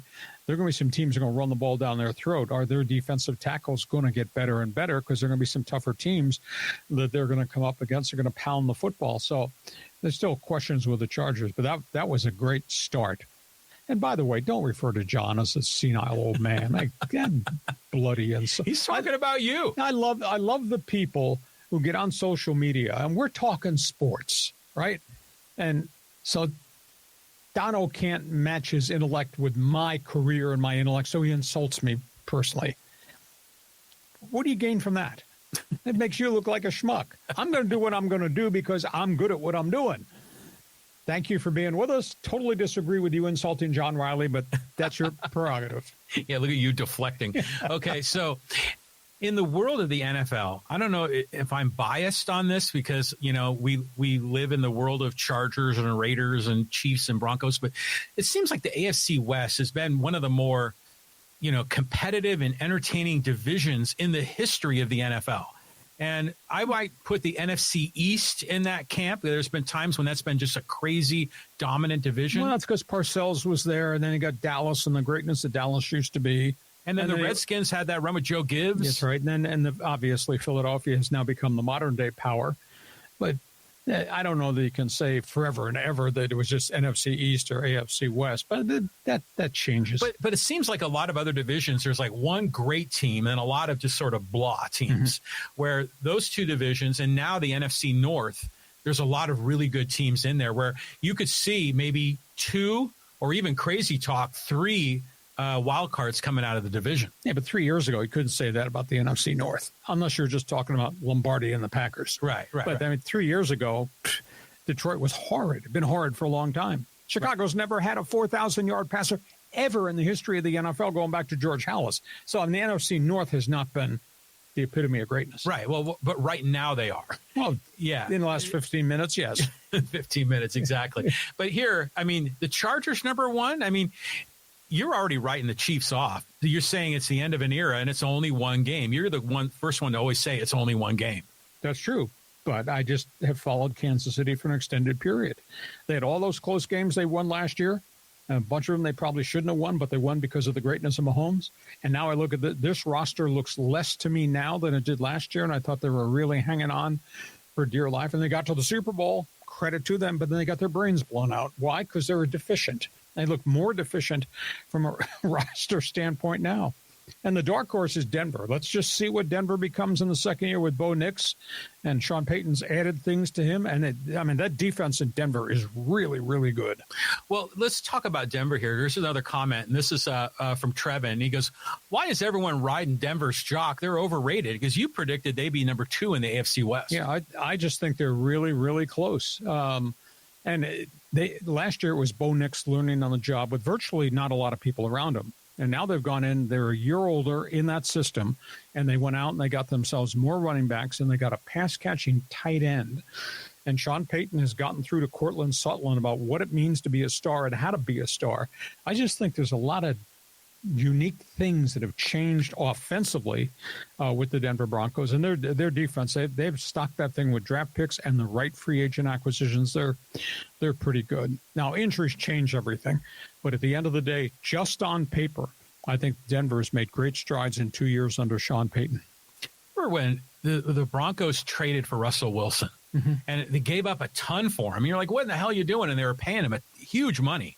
And then they took the $45 million cap hit to get rid of him. Yeah. So when Sean Payton was first there, it didn't seem like everything was synchronized. Well, he walked in, had to inherit this and said, no, this is not going to work. And then they made the commitment they took Bo Nix far beyond earlier than most people would have taken Bo Nix. But he developed that kid quarterback was really good and didn't make a lot of mistakes. Yeah. I mean, you got to give it up to Sean Payton. He knows what he's doing. History. Yeah, but at first I was a little worried it was all going to go to hell in a handbasket. Hey, did you see they're building a new stadium in Denver? Yep. And it's all privately funded, which is cool. Burnham Yards, a big industrial area. It's going to be a dome. But I think the financing's in place. They have now purchased this industrial plot called Burnham Yards, and it's going to open in 2031. Wow. It's just amazing, these dates we're throwing around. But are you a fan of, I like my NFL in the mud and the rain, and I want to see dirty uniforms? Or do you think it's at a point now where, we want to attract fans, we want to have a pleasurable fan experience, and I like the dome even in Denver with the snow? I like the elements myself, but that's old school. At the end of the day, what's the bottom line? It's all about your money. I want your money. Your money, my skybox. Your money in my new stadium. Your money buying my merch. But see, it's not. See, you always go to this greed angle. Yeah, you're the economic dude. But the Broncos, what they're doing is say, yeah, we want your money, but in exchange for that, we're going to give you this great football team, and you're going to get this wonderful experience. You're going to have really nice drinks and food, and you're going to bring your family and your business partners, and we're going to make a day for you. Oh, I love the new facilities. So it's win-win. It's win-win. It's not greed. No, but at a cost. Of course. But, the Denver is putting a product out on the field to entertain their fans. So it's win-win. I love to see the new facilities, et cetera. And this is coming from somebody who was a voice of the Chargers and spent 9 hours on the rooftop at RFK Stadium in a blizzard in an open press box doing a Charger-Washington Redskin game. And the whole broadcast team nearly died. We got so sick because we were outdoors in the cold and snow and all that. So I like the new facilities. But I do have a touch of nostalgia for where we were and different places we've been. And we froze our ass off in Pittsburgh and Cincinnati and nearly died on the roof in Cleveland and in Washington. We nearly died, but it was great. Okay, let's keep trucking in here. Talk some Dodger ball. This is with Rolo. He says, can you say Tanner Scott poison?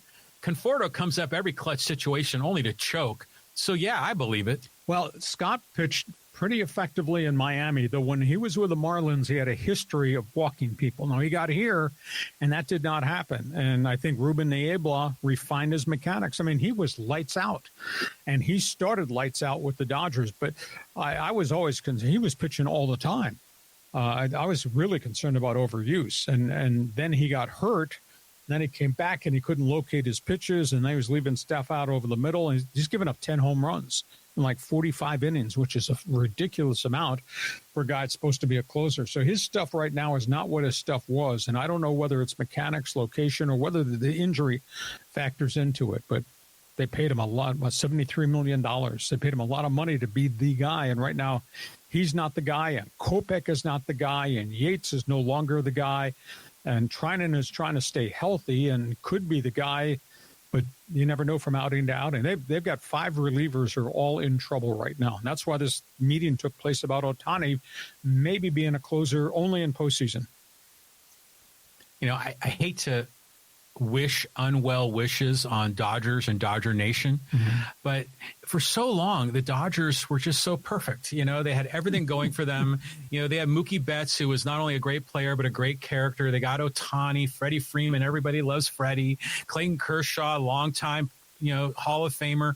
And now they're facing adversity. But they faced adversity last year. We talked extensively about all the shoulders and the elbow surgeries. And right, but it never caught up. It never caught up to them to the point that they would fall out of the playoffs or lose the World Series. They ended up winning it all. Are you pulling a hate card right now? I'm not. I'm just saying that we go through so much misery here in San Diego that it's nice to see somebody else. Yeah. And actually, here's another comment that's very similar. And this is when you were talking about the Padres and if Schilt needs to worry about the problems. And Nomiel says, these videos always make me feel a little better when the Dodgers stink it up. So, if you're a Dodger fan, you see the Padres stinking it up, they don't feel so bad.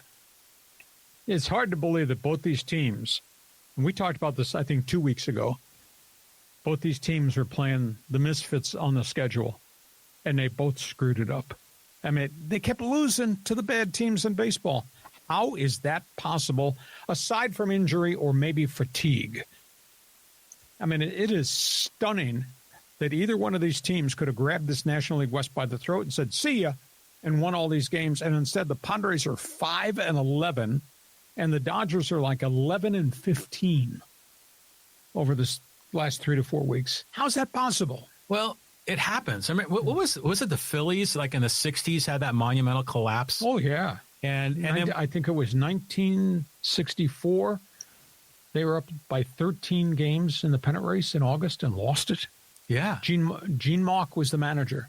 But that was they just had no pitching. They ran out of pitching. I think they had 2 starters left, Jim Bunning and Chris Short.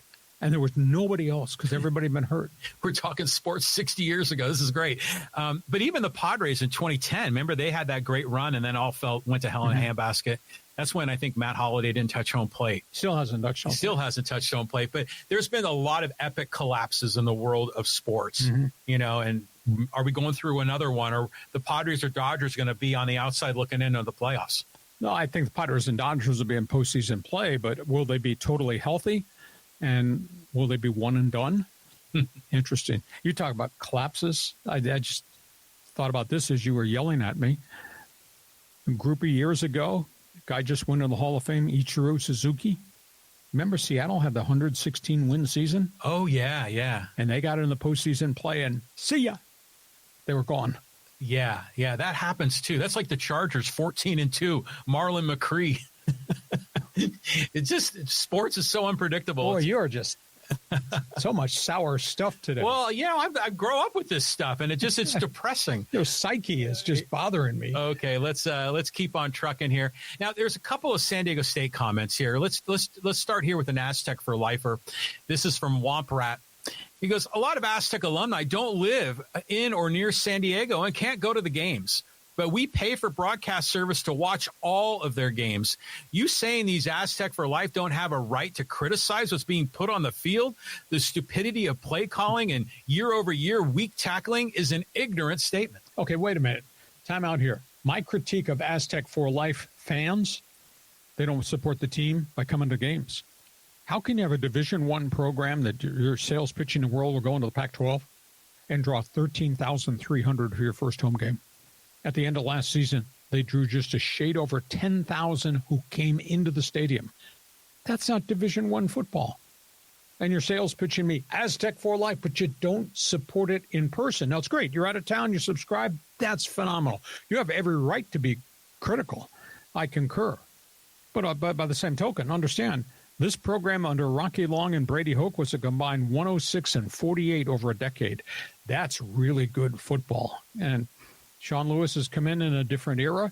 Cupboard was bare, lost all of his players, and lost them again because of the transfer portal. So I'm willing to give him more space to try to get this thing up and running because he does have that on his track record and his resume. He has succeeded a lot of other places. But I have a right to critique. Alumni Association sends me an email. Lee, they must watch this. We have 150,000 alumni here. Aztecs for life. I said, no, they're not at the football stadium, not supporting the program at all. Come on now. But you have a right to critique the product on the field and the mistakes the athletic department has made. But where are the fans in terms of support in the stadium to support the kids? I was stunned. There's been a lot of barking about the cost to go to games, and they priced it terribly. But you can buy a season ticket for $200 and a small donation to the Aztec Club. For $200, an Aztec for lifer, why don't you just make the contribution? If you want to come sit in the upper deck, watch the night games, enjoy it. But you got to support it, too. That's where my critique has come from about the no-shows. That's the thing that burns me no end. Okay, John, your turn. Well, they show up at Viejas, and there is a small loyal group that show up for football games. Sure. But yeah, the criticism is all over the map. Let me get one more San Diego State one in here. This is a little bit long, but I want to read it to you because it's good.